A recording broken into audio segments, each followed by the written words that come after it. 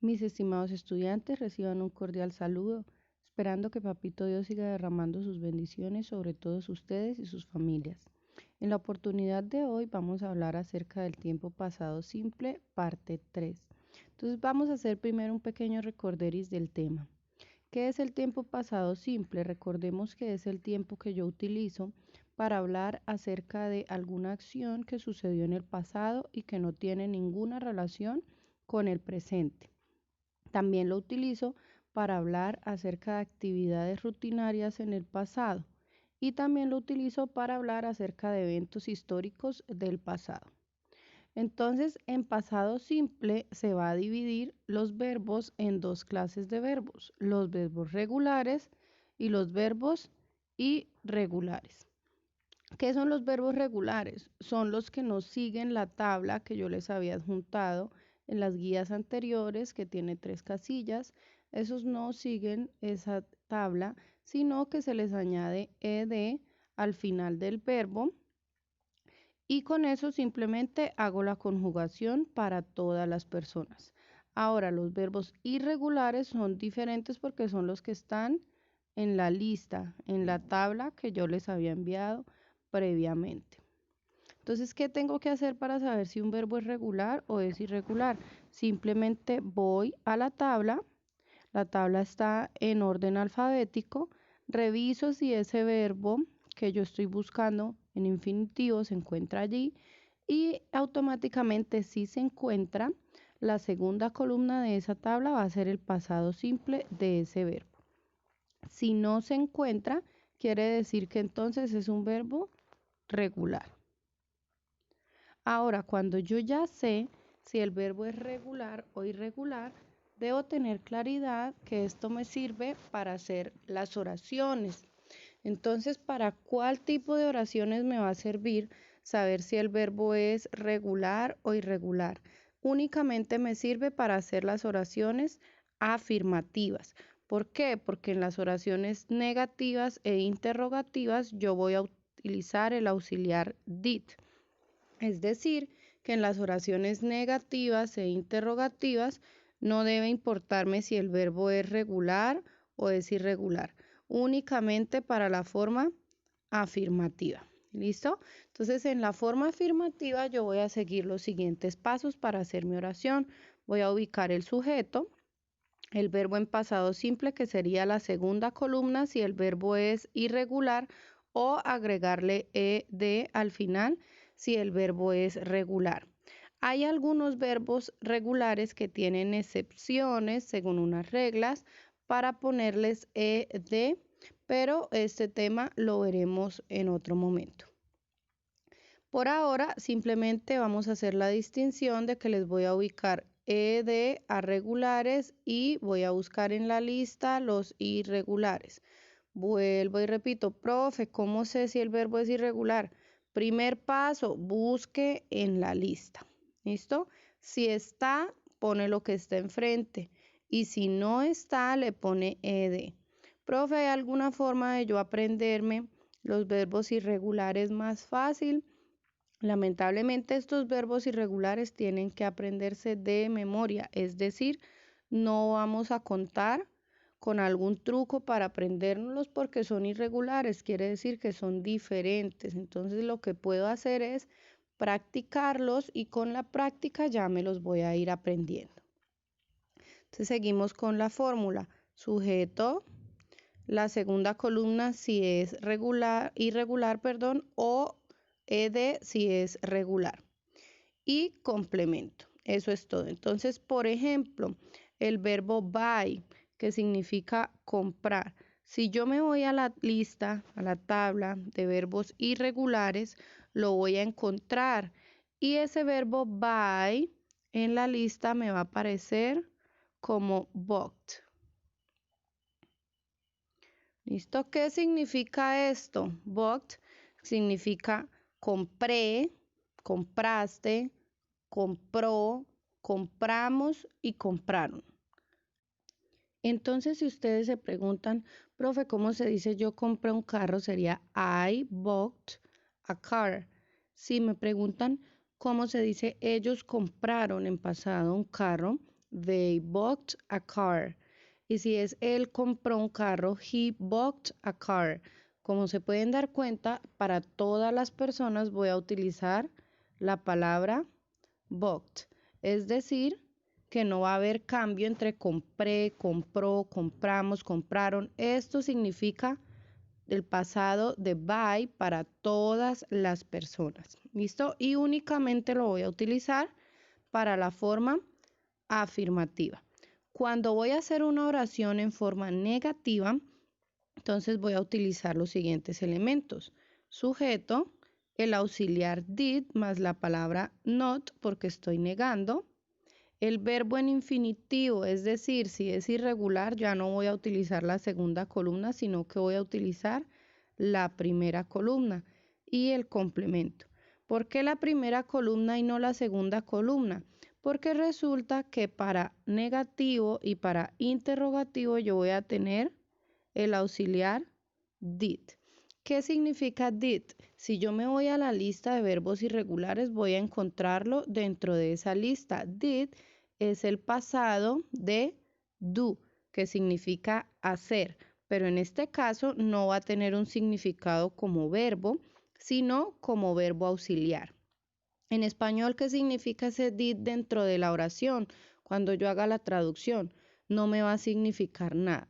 Simplemente tengo que entender que son dos idiomas diferentes y que did me va a servir para hacer el pasado del verbo del que yo esté hablando.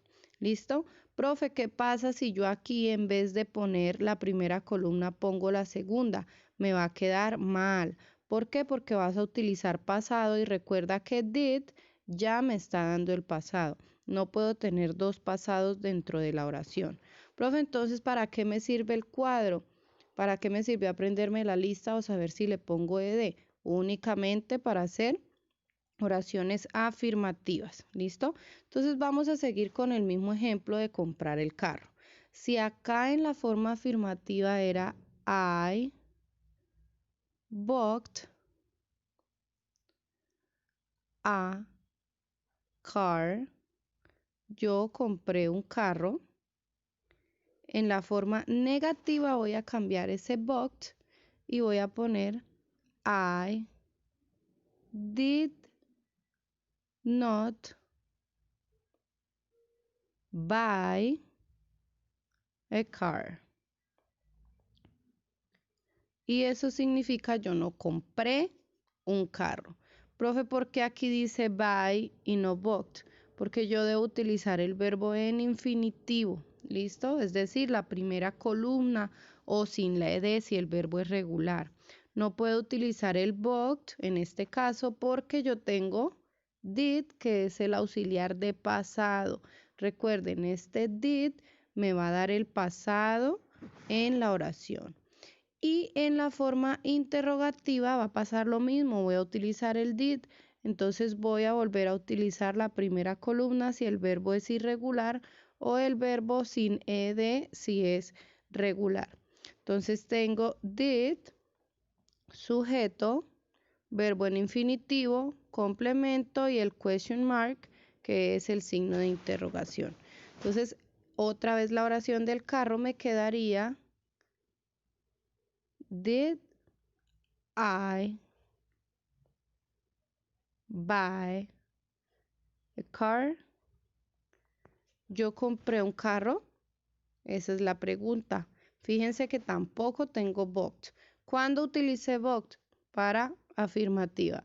Y para negativa e interrogativa utilicé buy y le puse el did, que fue el que me le dio el pasado a la oración. Este ejemplo que les acabo de dar con el verbo buy va a suceder con absolutamente todos los verbos del inglés en pasado simple, menos uno. ¿Cuál es ese menos uno? El verbo to be. ¿Listo? Ese verbo no lo voy a poder conjugar de la misma forma en la que utilicé los demás. ¿Por qué no? Porque el verbo to be siempre es un verbo diferente. Él tiene sus propias reglas. Entonces, ¿cómo lo voy a utilizar? Lo voy a utilizar exactamente de la misma forma que lo utilizo en el presente, en el mismo orden, y lo único que voy a hacer es que voy a utilizar was y were para cambiar la conjugación del verbo y llevarlo a pasado. Entonces, este were va a servir para todos los que en presente utilizaban la conjugación are. Y este was va a servir para todos los que no eran are, que vendrían siendo am, is. ¿Listo? Entonces, were, todos los que en presente eran are, y was, los que no eran are, o sea, am, is. En otras palabras, were lo voy a utilizar con you, con we y con they, y was lo voy a utilizar con I, con he, con she y con it. Entonces, por ejemplo, si yo quiero decir que tú eras profesora, voy a decir igual el mismo orden que si lo estuviera diciendo en presente. Entonces, en presente para decir tú eres profesora es you are a teacher. Y en pasado voy a seguir la misma estructura, solamente que voy a cambiar ese are por la palabra were. Me quedaría you were a teacher. Tú eras una profesora. Y si yo quiero decir ella es profesora en presente, sería she is a teacher. Y en pasado sería she was a teacher. ¿Listo? Es exactamente el mismo orden, solo que voy a utilizar was y were. Profe, ¿por qué el verbo to be no sigue este orden? Lo acabo de decir, porque el verbo to be no sigue estas reglas. El verbo to be siempre tiene sus propias reglas.